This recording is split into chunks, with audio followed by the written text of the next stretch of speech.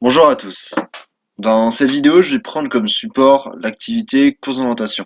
Elle va être divisée en trois parties. Une première partie où je vais vous expliquer et vous présenter la légende de la carte du collège et comment la repérer.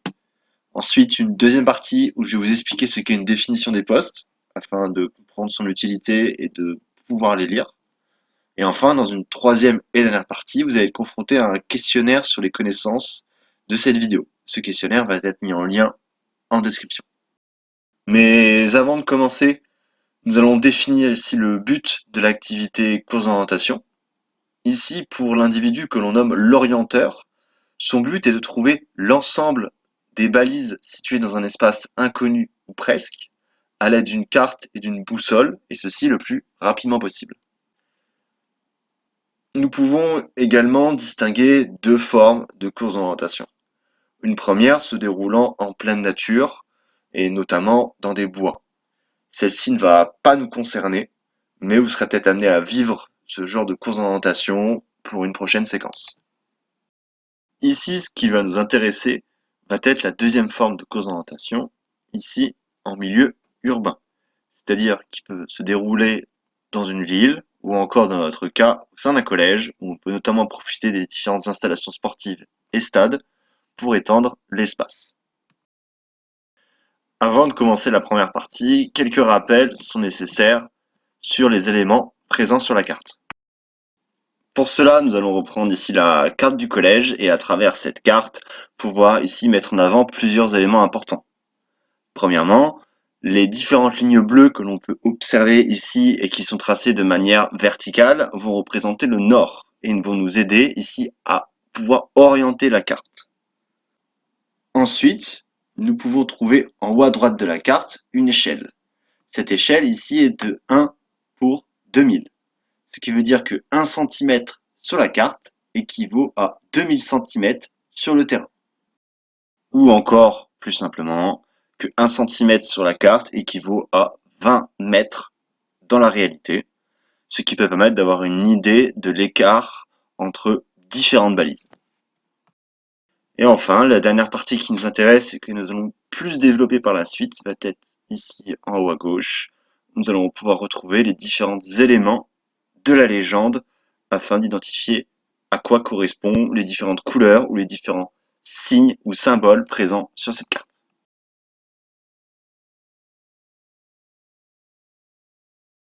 Donc ici, vous pouvez retrouver le tableau que vous retrouvez sur la carte, mettant en avant la légende. Mais ce qui va nous intéresser va être les éléments suivants, entourés en rouge, que nous pourrons retrouver sur la carte et sur le terrain. Nous commençons donc avec les routes, les chemins et les sentiers, symbolisés de la sorte. Et nous pouvons les retrouver sur la carte ici et sur les zones de couleur marron clair. Ensuite, nous avons les différents bois ou arbres qui sont représentés de la sorte et qu'on peut retrouver ici sur cette carte. Ensuite, ces couleurs mettent en avant des zones qui ne sont pas des chemins, mais dans lesquelles vous pouvez tout de même vous déplacer sans risque. Du fait que ce soit une CO urbaine, nous pouvons aussi avoir certains éléments particuliers, comme ici les éclairages du stade. Ensuite, nous pouvons retrouver les clôtures et les grillages qui sont symbolisés ici sur cette carte. Et pour terminer, nous avons les différentes constructions ici symbolisées en gris.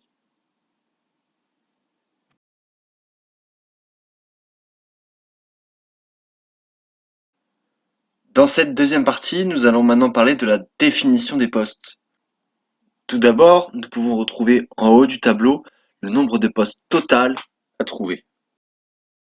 Puis, en haut et en bas, le départ et l'arrivée. Et enfin, au milieu de ce tableau, une définition plus précise de tous les postes à trouver.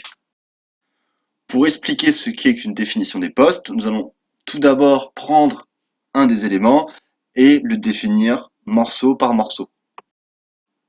Alors tout d'abord c'est assez simple, sur la partie de gauche, le chiffre ici va symboliser le nombre du poste en question, donc ici c'est le poste numéro 1 à trouver. Ensuite la partie du milieu montre sur quel élément de la carte se trouve la balise. Nous avons 4 éléments à retenir. Tout d'abord, la clôture, puis le bois ou l'arbre isolé. Ensuite, un élément particulier comme un éclairage. Et enfin, une construction. Revenons ensuite à notre définition du poste. Nous allons maintenant nous intéresser à la partie de droite qui nous donne des informations sur l'orientation de la balise sur l'élément. Nous allons commencer à catégoriser ces orientations tout d'abord par les angles. Ici, par exemple, la balise peut se trouver à l'intérieur d'un angle. Nous avons donc les angles intérieurs, ou la balise peut se trouver à l'extérieur d'un angle. Nous avons donc les angles extérieurs. Nous allons avoir 4 types d'orientation pour ces angles, avec tout d'abord une orientation sud-ouest, en bas à gauche, une orientation nord-ouest, où la balise est en haut à gauche, une orientation nord-est, où la balise est en haut à droite, et une orientation sud-est, où la balise est en bas à droite. Et nous retrouvons forcément ces mêmes orientations pour les angles extérieurs. Et nous avons également la famille des bords, avec premièrement les bords nord, où la balise se trouve au nord du bord, les bords est, les bords sud et les bords ouest. Ainsi, à partir des différents éléments que nous avons vus précédemment, nous sommes maintenant capables de lire une définition des postes, et cette définition nous dit que la balise 1 se trouve sur une clôture dans un angle intérieur sud-est. Lorsque vous définissez une balise, je veux que vous soyez capable en premier lieu de me donner le numéro de cette balise, son emplacement, puis son orientation.